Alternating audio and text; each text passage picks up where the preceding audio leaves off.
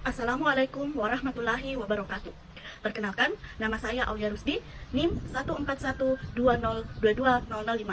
Yang terhormat, dosen pengampu mata kuliah Analisis Kualitas Lingkungan, Bapak Nasruddin Syam SKM MKes. Saya akan membacakan hasil literatur review saya, yaitu kualitas tanah, parameter biologi, dan gangguan kesehatan.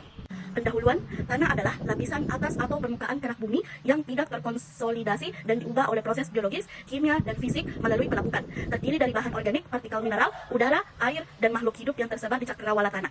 Sebaliknya, kesehatan dan kualitas tanah adalah kemampuan tanah untuk terus berfungsi sebagai sistem penting bagi proses kehidupan yang kondusif dalam ekosistem dan siklus penggunaan lahan tertentu sehingga dapat meningkatkan kualitas air dan udara secara berkelanjutan dan produktivitas biologis sehingga menjaga kesehatan manusia, bahkan tumbuhan dan hewan. Oleh karena itu, tanah dapat dijadikan sebagai sumber daya penting bagi kehidupan karena memainkan peran yang beragam dalam penyediaan habitat, sumber makanan, dan bahan lainnya, platform pertumbuhan, dan interaksi lingkungan lainnya. Adapun tujuan penulisannya yaitu, yang pertama, gambaran mengenai kualitas tanah dengan parameter biologi, yang kedua, gangguan kesehatan yang terjadi akibat pencemaran tanah, dan yang ketiga, yaitu pencemaran tanah terhadap lahan pertanian. Metode yang digunakan yaitu studi ini dilakukan dalam bentuk literatur review dengan penelusuran jurnal melalui Google Scholar. Penelusuran dilakukan dengan kata kunci soil quality, biological, parameter, and health problems pada Google Scholar. Adapun hasil yang ditemukan yaitu 6 jurnal, 5 jurnal internasional, dan 1 jurnal nasional. Berdasarkan hasil penelusuran menggunakan kata kunci di Google Scholar, Soil Quality, Biological, Parameter, and Health Problems, ditemukan hasil 16.500. Kemudian dilakukan screening sesuai kriteria yang telah dibuat sehingga menghasilkan 6 jurnal yang sesuai dengan kriteria inklusi dan eksklusi. Dari ke-6 artikel, 5 diantaranya terdapat penjelasan terkait kualitas tanah dan parameter biologi, sedangkan sisanya membahas lebih spesifik terkait dampak pencemaran tanah terhadap lahan pertanian. Pembahasan jurnal internasional pertama dengan judul Sustainable Production of Tomato Plants dengan metode studi kasus dengan hasil rendahnya kualitas air irigasi menyebabkan penumpukan garam dan bahan organik dan CaCO3 di dalam tanah karena tekanan salinitas air irigasi, antioksidan, enzimatik tanaman, dan aktivitas biologi tanah menurun. Parameter biologi tanah juga menurun seiring dengan meningkatnya salinitas air yang dianggap sebagai isu penting untuk penelitian masa depan. Jurnal internasional kedua dengan judul Study the Efficiency of Vermicompost on Ground and Yield Attributes of Tomat dengan metode literatur review memperoleh hasil, yaitu tantangan utama dalam melestarikan dan meningkatkan kesehatan tanah adalah menjamin produktivitas jangka panjang dan kelestarian lingkungan. Seperti yang telah ditinjau, sistem CA dapat diterapkan untuk minimalkan dampak negatif sosial, ekonomi, dan lingkungan yang terkait dengan degradasi tanah dengan meningkatkan kesehatan tanah dan meningkatkan keberlanjutan dan multifungsi agroekosistem.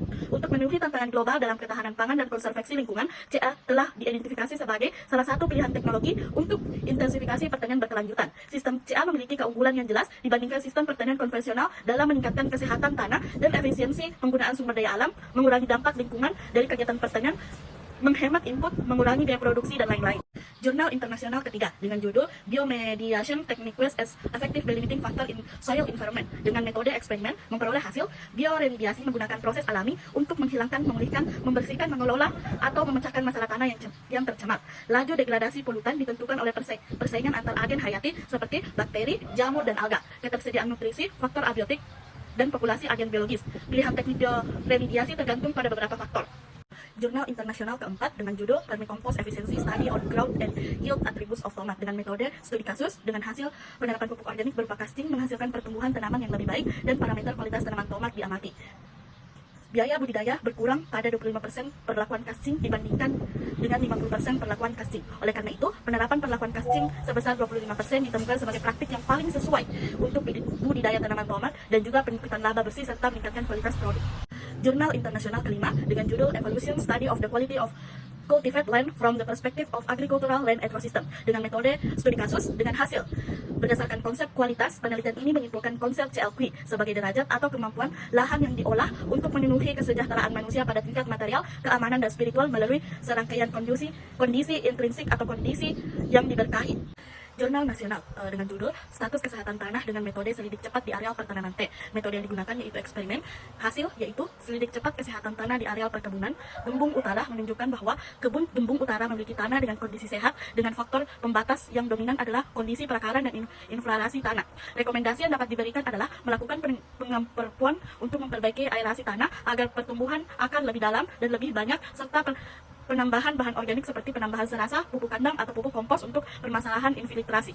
Kesimpulan, kualitas tanah sangat penting karena mempengaruhi produktivitas pertanian, keberlanjutan lingkungan, dan kesejahteraan manusia. Parameter kualitas tanah mencakup struktur, tekstur, kandungan dan bahan organik, kelembapan pH, serta ketersediaan unsur hara.